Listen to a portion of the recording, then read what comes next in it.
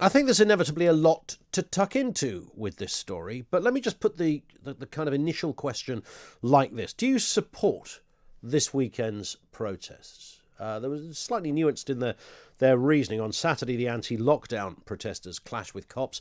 We know about this. This was in London. 36 people arrested. Officers were pelted with bottles. I have to say, I think it was mostly a peaceful protest. Hundreds, thousands, I think we could say, maskless demonstrators marched through the capital to rally against COVID rules, just hours after the Met had urged people not to join in. Well, I mean, on that very point, do you listen when the police say, please don't attend this protest? What makes you jump on a train and say, I think I'll attend this protest? They began the march, of course, in Hyde Park, continuing towards Oxford Street, blocking off Park Lane despite demonstrations being banned under lockdown restrictions. Cops were forced to run back to their vans as some protesters threw bottles and cans at them in Hyde Park. Who is that group, by the way? Who is the small minority? I'm sure most of these people legitimately represented probably people like me, in a way. Lockdowns can't go on. The damage to everything in life, from jobs to health, is now not even surmountable in the next 5 years.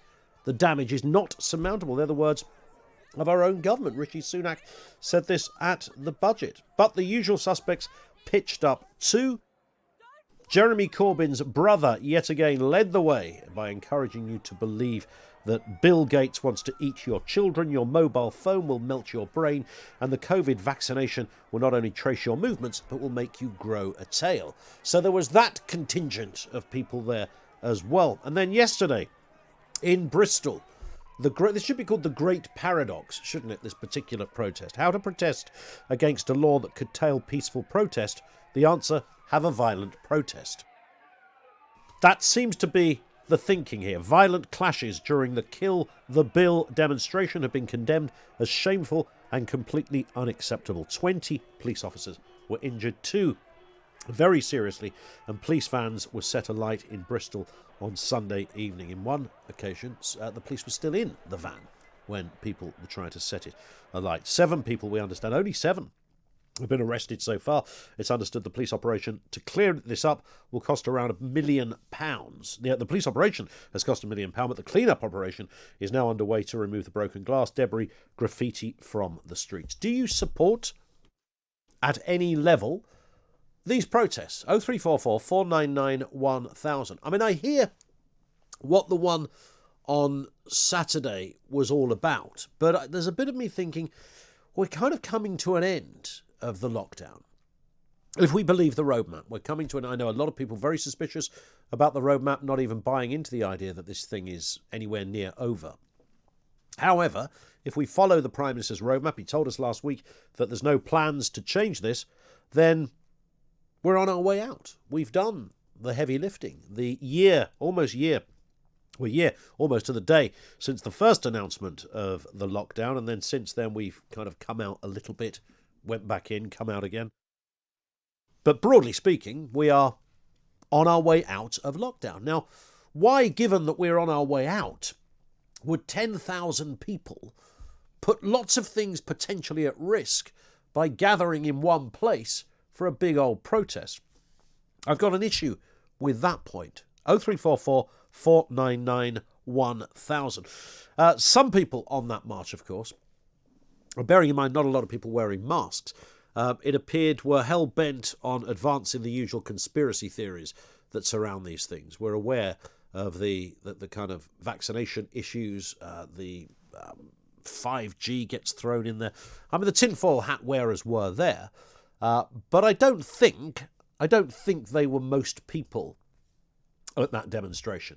I'm still scratching my head a little bit as to why you would go on it, because, you know, it could well be that you become even a convenient scapegoat for the government in weeks to come, when the government says, oh, well, you know, we're not sure what's happening with the R rating. Could it be because of that protest? You just don't know. Was it worth having a protest at all on Saturday, bearing in mind we're coming out of this thing? So there's that. And then in Bristol, of course, the Kill the Bill, which is really not a very good name for your protest, bearing in mind what happened to police. I don't think that's obviously it's about the bill in Parliament, but Kill the Bill does have I'm sure for many of those people, other connotations, and the all cops are BASTARDs was chanted outside the police station as several half-wits attempted to ignite, assault, attack, and generally cause mayhem. Who are that group? I know this is old ground for protesters, because we always come out with the phrase, a small minority kicked off. And I'm sure in Bristol, it's always a small minority. Wherever you go, every war, every agitator, it's a small minority. The Nazis, for God's sake, were a small minority to begin with. You know, this is how bad stuff happens. So the fact that it's small and a minority of the wider group doesn't in any way, or shouldn't in any way, reduce what we're seeing, because it does mar the whole thing, right? It clearly has a huge effect on the whole thing. So in that respect, I mean, we can't just ignore the fact that the small minority kicked off. It's completely adjusted and shifted the narrative of what this whole thing was meant to be about. I don't know where it leaves parliamentarians. I've no idea where it will leave the bill itself. I mean, lots of people are concerned.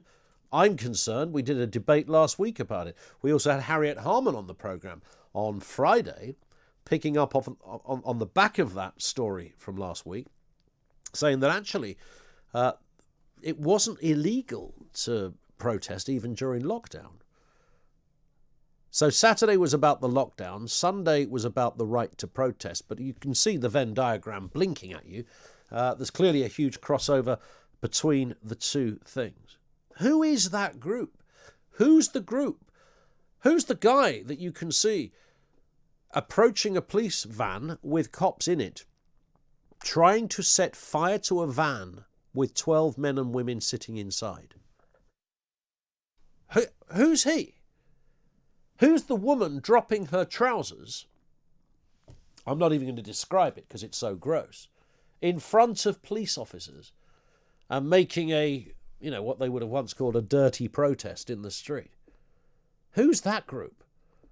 Is that the same group that turn up and kick off at Extinction Rebellion? Is it the same group that turn up and kick off at Black Lives Matter? Is it the same group that turn up and kick off at a vigil for a woman whose body had just been found? Is it the same group? Are they the same agitators, or is it just a kind of a general anti-establishment group? Word gets around, the leaflets gets passed, the posts get shared and retweeted. Guess what? There's a protest. Great. Is it against the police? Fantastic. I hate the police. So you just turn up regardless. Because I wonder how many people are really in tune with events. If you were to stop those people, in fact, somebody made that point. I'll read it out in just a second. You know, just how philosophically linked are people to the events? Or do they just like a day out? 0344 499 1000. Do you support those protests this weekend? Because actually they turned out to be quite shameful. Whatever the origins, whatever the meanings for both of them, people cannot be trusted to protest because there's always that contingent. And were you there in London or in Bristol? People travelled from across the country. Either one, 0344 499 1000. Do you support what happened this weekend? You're listening. So, thousands of people attending the demonstration on Saturday in London after MPs urged the government to allow peaceful protest during lockdown. Crowds marched from Hyde Park to Westminster with at least 33 arrests by police, mostly for COVID breaches. While on Sunday, protesters attacked the police in Bristol after a large number turned up to the Kill the Bill demonstration that officers had strongly advised against attending. Officers suffered broken bones and police vans were set alight as angry scenes unfolded in the city centre. But do you agree with the weekend's protests? Laura Perrins is a former barrister and co-editor of The Conservative Woman. Good afternoon to you, Laura. Afternoon, Ian. Two slightly different protests, but there's a Venn diagram here, and there's a bit in the middle where kind of something does sort of meet, right? Well, I think what meets is that everybody should have the right to peaceful protest. The majority of the protests, certainly in London, I believe, probably were peaceful, not so elsewhere. And the entire lockdown bill and the new bill that's coming before the House, the criminal justice bill, seek to criminalise peaceful protest, or at least I think protest that is annoying, Well, I mean, to most people, protests are supposed to be slightly annoying. They are supposed to actually grab your attention. I agree with some of the agenda of some protesters, and I've disagreed with others in the past. But what I've always fought to protect is the right to peacefully protest. And Boris Johnson and his government has sought to crush that with the latest lockdowns. What do you think? I mean, from you've got a legal brain. This is your profession. What do you sense is the reasoning behind this? We often are told that, well, the Extinction Rebellion protest the summer before last is a good example of how a protest can get in the way of everybody else's life. So that's sort of seen as the totemic example of where protests go bad. Do you concur with that? Is that, or are you seeing something more sinister, Laura, happening here? Well, there's always a balance to be had. I mean, clearly sort of permanently cutting off routes, I think, including to St. Thomas's Hospital at one stage for certain protests shouldn't be allowed. But the test in the bill is so low. As I said, you can criminalise a single protester and simply on the grounds that it causes annoyance. That really, it isn't a test that any government of a liberal democracy would seek to introduce. And this is why you will have people from both the right and the left opposing it. But, we're a year in now to where, as I said, this Tory government has sought to crush basic civil liberties for essentially a year. So governments only ever want more power. OK, they very rarely say, actually, you know what, I'm not up for it this time. So it doesn't surprise me at all that this Tory government is seeking to crush the right to protest even further. I mean, it should be a more proportionate balance. And you did certainly have some Labour MPs opposing it, but it seems not enough. You're co-editor of The Conservative Woman. I'm going to take a guess here. That suggests you are a Conservative woman. This is not the party you feel that you once supported. Would that be reasonable? Yeah, well, we've always said that, unlike other sort of conservative or Tory publications, is that we support conservatism. And one of those things is to limit the power of the state. That is, small government is actually an incredibly important part of conservatism, and also conserving really important rights, like the right to protest. So we always go by the principle and what's proposed, and sometimes we will support the government and sometimes we won't. The last year we've pretty much opposed them because we believe that they have expanded the power of the state to sort of never before seen limits in peacetime, and this is just another example of it. And they've sort of rolled it up, this bill, with lots of other elements that some people will support, and they've sort of slipped this in, this as I said, criminalisation of peaceful protest, and it should be opposed. And what did you make of Saturday? Because Sunday, obviously, some terrible things kicked off. Nobody wants to see those kind of scenes. Saturday was, we understand, more peaceful. There were 30 odd arrests, from what I hear, but there were thousands of people there, mostly peaceful. What did you think of the principle of what was being argued here, that we need to be out of lockdown and we certainly don't need it extended until later in the year? Yeah, well, we've always opposed the lockdown. We think it's completely immoral. It's actually evil and totally disproportionate to what they are seeking to achieve. Tomorrow, I think, marks the anniversary of 3 weeks to flatten the curve. That's what we were told this time 1 year ago. I think if the general population said, actually, it's going to be at least a year, which will include massive disruption to children's education, to a potentially massive unemployment rate that is being hidden by the furlough numbers, and a £2.1 trillion debt, which none of us can really comprehend the level of debt. And all of this will be paid by the rising generation, who I believe has been completely crushed by older generations that should have known better. They are the ones that are going to pay the real price for this lockdown. And this idea that it's there to save lives or public health, this has pretty much everything to do with saving Boris Johnson's political career. It will have cost more in life years than it ever will save in terms of missed cancer treatments, the incredible mental health damage that will have been caused. And as I said, the burden is mainly being borne by children and Generation Z and millennials who have very little power. But if that is the case, and Laura, and I think lots of people would support what you've just said, but if that is the case, why would it save Boris Johnson's career if it's so unpopular? Surely it wouldn't do him any favours at all. They have manufactured consent for this, if you really want to get onto it. I mean, if the government have carried out essentially a 1 year long terror campaign, terrorising people that either they are going to die or they will kill others for simply exercising their civil liberties, such as going to work, going to school. It's very difficult to compete with that. The government have sort of made you believe that the threat to this coronavirus is the same no matter what age you are, when we know it isn't true. It has an infection mortality rate of less than 1%. And even with the vaccine, right, they said in January, we're going to have this lockdown until all the vulnerable have their first jabs. All of the vulnerable people have had their first jab. And yet they are seeking to shift the goalpost once again.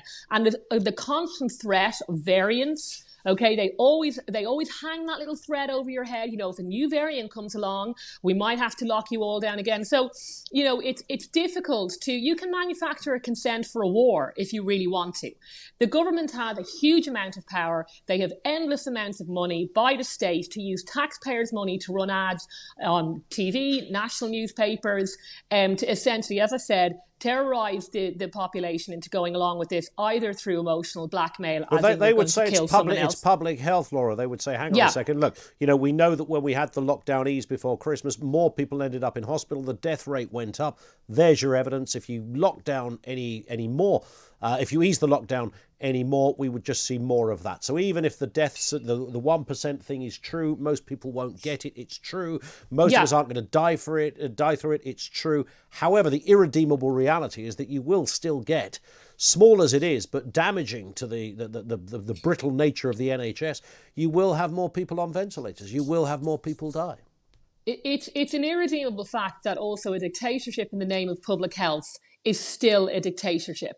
And as I said, going forward over the next 10 years, this will cause a lot more damage and this will cost a lot more life years than it will save. And you're essentially trading one life for another. You're trading somebody who needed critical cancer care and saying, we're going to cancel your cancer care because this other person must not die of a virus. Viruses will always be with us. We've always had them and we are always going to have them. Okay. Of course, you should take mitigating measures. I'm not saying that, but they must be proportionate. And a lockdown for a year is the most draconian thing ever seen in Western Europe and Britain. And remember that it was imported from communist China. And I hope that we're not going to import any more governance tools from communist China. On that point, I have to step in, Laura, for no other reason than time, but very thorough stuff. There's a lot to respond to there. Thank you, Laura Perrins. She's the co-editor of The Conservative Woman, although doesn't really have an awful lot of faith in our current Prime Minister. 0344 499 1000. That's one assessment, one angle, and it feeds into, of course, to everything that happened at the weekend, the anti-lockdown protests in particular on Saturday.